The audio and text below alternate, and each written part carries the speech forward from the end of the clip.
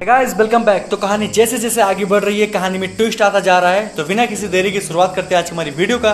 Let's begin the video and don't forget to subscribe the channel. Let's begin. तो दोस्तों आइए हम कहानी को आगे बढ़ाते हैं एक बचे हुए एडजेक्टिव के साथ, जिसका नाम है इंटेरोगेटिव एडजेक्टिव।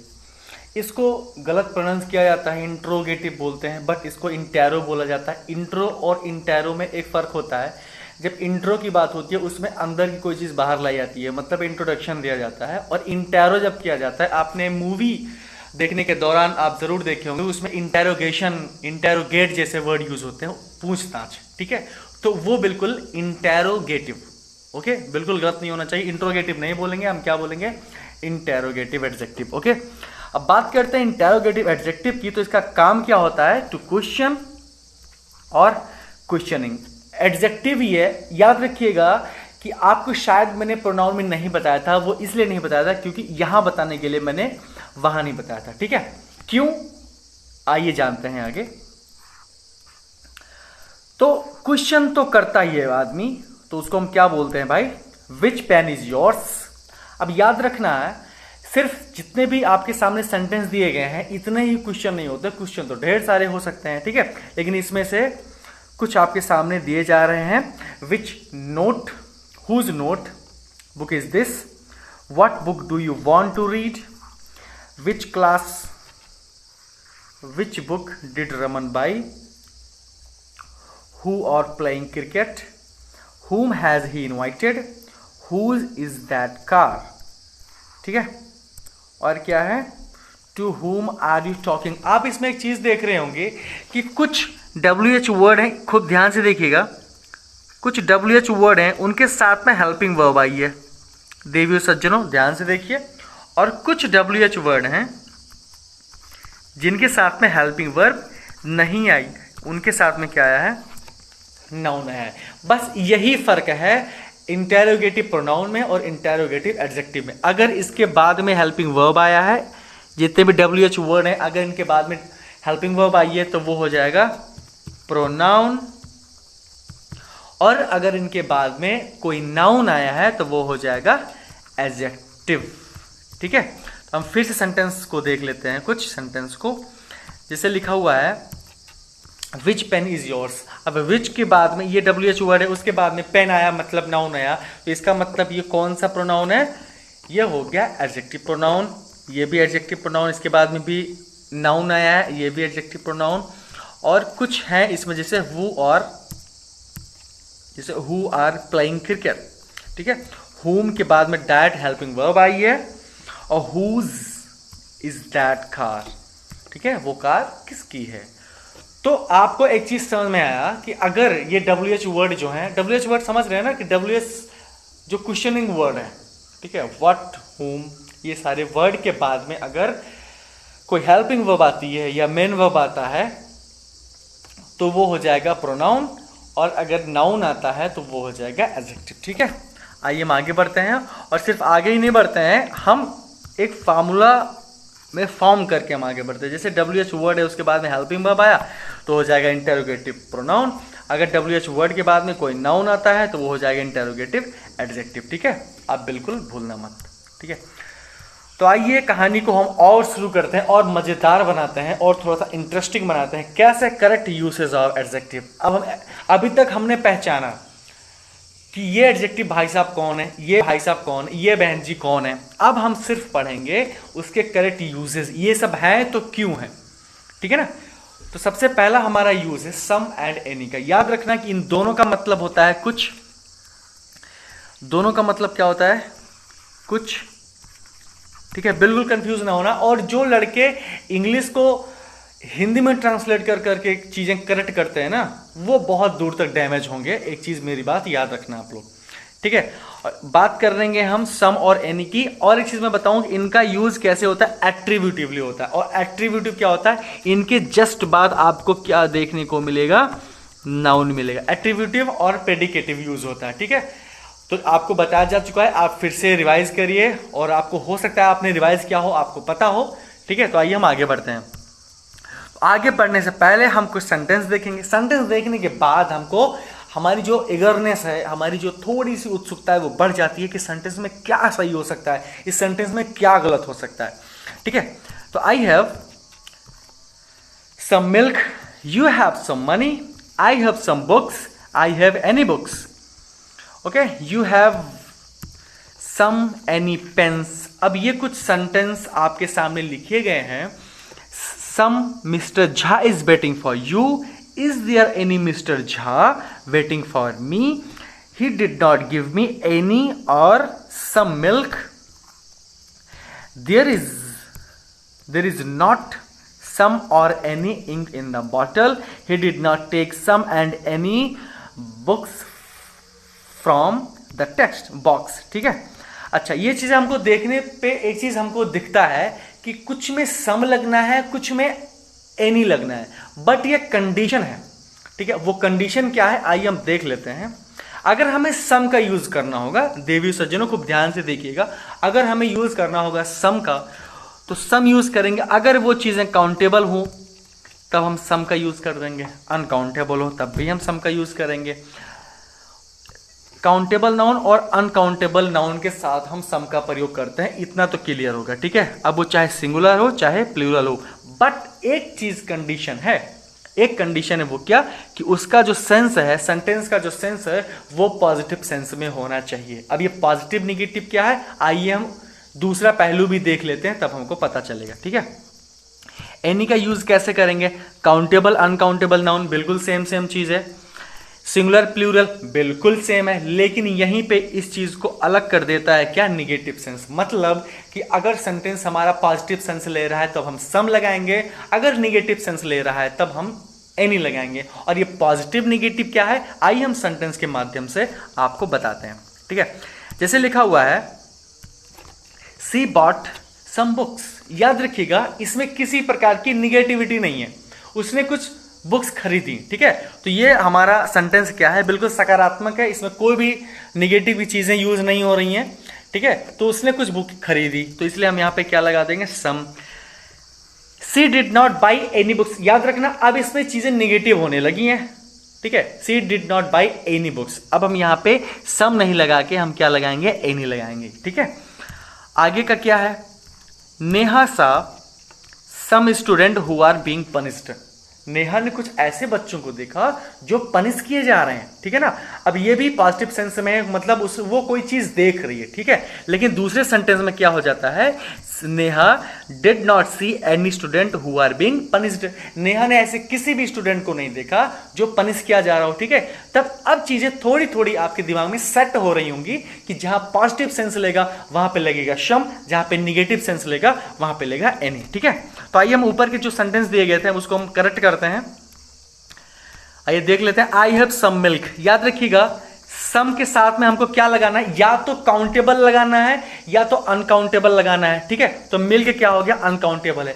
लेकिन एक लास्ट कंडीशन जो है वो क्या है कि हमारा जो सेंटेंस है वो पॉजिटिव सेंस में होना चाहिए। तो ये सेंटेंस हमारा पॉजिटिव सेंस में है। क्यों? क्योंकि इसमें कह रहा है कि आई हैव सम मिल्क, हमारे पास कुछ दूध है। ठीक है, यू हैव सम मनी। कुछ मनी तो है, मनी क्या है? अनकाउंटेबल नाउन है। ठीक है, अब ये सम इसके साथ लग सकता है। क्यों? क्योंकि ये हमारा सेंटेंस जो है वो पॉजिटिव सेंस दे रहा है। ठीक है, आई हैव सम बुक्स, ये भी बातचीत बिल्कुल सही है। आई हैव एनी बुक्स, ये बातचीत गलत है। क्यों गलत है? क्योंकि यहां पे निगेटिव सेंस नहीं ले रहा है, फिर भी यहां पे एनी लगाया जा रहा है, इसीलिए यहां पे क्या हो जाएगा? सम। ऊपर की बातचीत ही ये वाली बातचीत है। ठीक है, आई हैव सम और एनी पेंस, यहां पे क्या है? ये हमारा सेंटेंस जो है वो पॉजिटिव में है, वो अफर्मेटिव में, या जैसे भी कह लें कि ये पॉजिटिव सेंस दे रहा है, इसीलिए जब पॉजिटिव सेंस दे रहा है तो एनी का प्रयोग नहीं होगा। सम मिस्टर झा, अब यहां से थोड़ा सा मैं डिग्री हाई करना चाहूंगा। Some mister Jha is waiting for you. कोई, अब यहां पे कुछ नहीं हो जाएगा, यहां पे हो जाएगा कोई mister Jha is waiting for you, आपके लिए क्या कर रहा है? प्रतीक्षा कर रहा है। तो बिल्कुल हम लगा सकते हैं। क्यों? क्योंकि ये पॉजिटिव सेंस दे रहा है। अच्छा, अभी हम पूछते हैं कि is there any mister Jha waiting for me. क्या वहां पे कोई मिस्टर झा जैसा कोई आदमी है जो मेरे लिए वेट कर रहा है? ठीक है ना, तब यहां पे क्या हो जाएगा? यहां पे निगेटिव सेंस लेगा, और निगेटिव सेंस में या डाउट का सेंस लेगा, तब क्या यूज हो जाएगा? और ये निगेटिव और पॉजिटिव है, ये मैं नोट के माध्यम से आपको बताना चाहूंगा, ठीक है। He did not give any milk, any हो जाएगा, देयर इज नॉट सम और any ink in the bottle, तो सम का यूज नहीं होगा क्योंकि ये सारे सेंटेंस निगेटिव में है। I did not take some और एनी बुक, यहाँ पे सम और एनी के हट जाएगा, सम हट जाएगा, यहाँ पे क्या लग जाएगा, एनी लग जाएगा, ठीक है। वो मैं किस नोट की बात कर रहा था, आइए हम नोट की बात कर लेते हैं, कहाँ गया। अब ऐसा नहीं है कि निगेटिव चीजें अगर हमको लिखनी है तो सिर्फ हमको नॉट मिल जाए, आपको ये वर्ड भी मिल सकते हैं। कौन कौन से? नेवर, सेल्डम, हार्डली, रेयरली, पेयरली, सैक्रोसली, यहाँ पे ए नहीं है ना, यहाँ पे विदाउट ईटीसी, ये सारे निगेटिव सेंस लेते हैं और ये वर्ड भी आपको मिल सकते हैं। नहीं तो आप सिर्फ नॉट के चक्कर में पड़े रहो, आपका सेंटेंस गलत हो जाए, ठीक है। ये सारे अगर वर्ड आपको मिलते हैं तो आपको एनी ही लगाना है, विदाउट एनी डाउट, ओके। अच्छा, अब सम और एनी का यूज अगर हम आगे बढ़ाना चाहें तो सम और एनी जब हम इंटेरोगेटिव में यूज करेंगे तो कैसे करेंगे? Close ended, open ended. इसका मतलब जानते हैं ना कि जब WH वर्ड से स्टार्ट हो या हेल्पिंग वर्ब से स्टार्ट हो, ठीक है। जब क्लोज इंडेड वर्ड से स्टार्ट होता है, इसका मतलब देखो मैंने लिखा हुआ है क्लोज इंडेड, इसका मतलब सबसे पहले हेल्पिंग वर्ब आता है, उसके बाद में क्वेश्चन मार्क जो भी रहता है, और जिस चीज का हम आंसर यस और नो में दे सकते हैं। जैसे जो भी वर्ड आपका इंटेरोगेटिव का हेल्पिंग वर्ब से स्टार्ट होगा उसका हम आंसर यस और नो में दे सकते हैं, ऐसे सेंटेंस में हम सम और एनी का यूज करते हैं, ठीक है। और किसी भी सेंटेंस में नहीं, याद रखना, ओके। तो आइए हम देख लेते हैं भाई, इंटेरोगेटिव में जब इस प्रकार का सेंस की बात हो रहा हो तब हम सम का यूज कहां करेंगे? तब हम सम का यूज इंटेरोगेटिव में ऐसे करेंगे जब किसी सेंटेंस में रिक्वेस्ट का भाव हो, ऑफर का भाव हो और प्रपोजल का भाव हो, ठीक है। बिल्कुल पॉजिटिव वाली फीलिंग आ रही होगी आपको। क्यों? क्योंकि आप रिक्वेस्ट करोगे पॉजिटिव सोच के, ऑफर करोगे पॉजिटिव सोच के, प्रपोजल भी करोगे, किसी को प्रपोज भी करोगे तो वो भी पॉजिटिव सेंस में ही, ठीक है। Would you like to have something, क्या आप कुछ और लेना पसंद करेंगे, ठीक है ना। तो यहां पे रिक्वेस्ट किया जा रहा है, ठीक है। तो जब रिक्वेस्ट किया जा रहा है तो ये कौन सा सेंस लेगा, सम, और एनी में कौन सा लेगा? ये लेगा सम, ठीक है। Have you some books to read for study, क्या आप पढ़ाई के लिए कोई भी आपके पास ऐसी कोई किताब है जो मैं पढ़ सकता हूं, ठीक है ना। तो इसमें आप ये प्रपोजल है, ठीक है ना। तो ये सारे सेंटेंसेस क्या लेते हैं, ये इस सेंस के जितने भी सेंटेंस है वो क्या लेंगे, वो लेते हैं सम। बात करते हैं एनी की, तो एनी बहुत ही इंटरेस्टिंग है, याद रखिएगा, छोटी सी चीज है। इंटेरोगेटिव में जहां भी डाउट की चीज होगी, अगर आपको सेंटेंस में डाउट का सेंस नजर आ रहा है तो आप एनी लगाओ, अगर आपको अनसर्टेनिटी मतलब अनिश्चितता दिख रही है तब आप लगाओ एनी, ठीक है। इज देयर समवन या एनीवन, यहां पे क्या लगाओ, क्या वहां पे कोई है, इसका मतलब कि यहां पे डाउट का जिक्र है, ठीक है ना। तो क्या वहां पे कोई है, तो हम यहां पे समवन नहीं लगाएंगे, वहां पे हम क्या लगाएंगे, एनीवन, ठीक है। आइए आगे देख लेते हैं, यूज ऑफ मेनी आ और मच, ठीक है। यूज ऑफ मेनी आ और मच, ये भी यूज कैसे होता है, एट्रीब्यूटिव यूज होता है। इसका मतलब इसके बाद में आपको नाउन देखने को मिलेगा, ठीक है।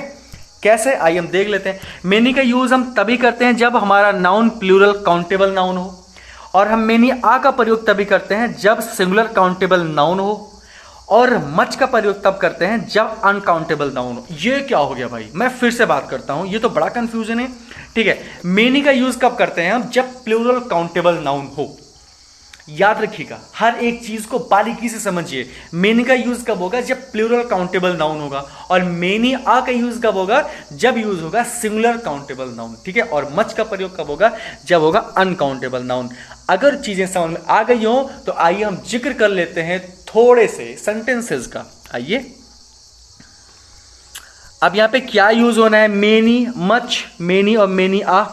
Patience is required to be successful, थोड़ा सा हमको धैर्य चाहिए ही होगा, किस चीज के लिए, सक्सेसफुल के लिए। तो यहां पे मच लगाएंगे, मेनी लगाएंगे, मेनी आ लगाएंगे। अच्छा, आपको बताया गया होगा नाउन के दौरान कि जो चीजें सिर्फ फेल्ट की जा सकती हो, फेल्ट ओनली, आपको 4 कैटेगरी बताई गई थी, ठीक है। जो चीजें विजुअल हैं, जो चीजें फेल्ट ओनली, नाउन इक्विवेलेंट और यूनिट, आपको 4 चीजें बताई गई है नाउन में। आप फिर से रिवाइज करिए, बहुत अच्छे से रिवाइज करिए, बहुत अच्छे से पढ़ाया गया, आपको चीजें अच्छे से समझ में आ जाएंगी, ठीक है। बात करते हैं हम इस सेंटेंस की। पेशेंस आपको अब्स्ट्रैक्ट नाउन की याद दिलाता होगा, क्योंकि धैर्य हम सिर्फ फील कर सकते हैं, ठीक है। और जहां अब्स्ट्रैक्ट नाउन आया वहां पे चीजें क्या हो जाती हैं, अनकाउंटेबल नाउन। और अनकाउंटेबल नाउन जहां हो जाता है वहां हम क्या लगा देते हैं, मच लगा देते हैं, ठीक है। आई होप आपको ये चीज समझ में आई होगी। अगर नहीं आई है तो मैं फिर से बता देता हूं कि मच का प्रयोग हम तभी करते हैं जब अनकाउंटेबल हो। और पेशेंस क्या है हमारा, अनकाउंटेबल है। क्यों अनकाउंटेबल है, क्योंकि ये अब्स्ट्रैक्ट नाउन है। हम रटेंगे नहीं कि पेशेंस क्या है, अनकाउंटेबल नाउन है। हम बिल्कुल बारीकी से जाएंगे, बारीकी से हर चीज समझेंगे, ठीक है।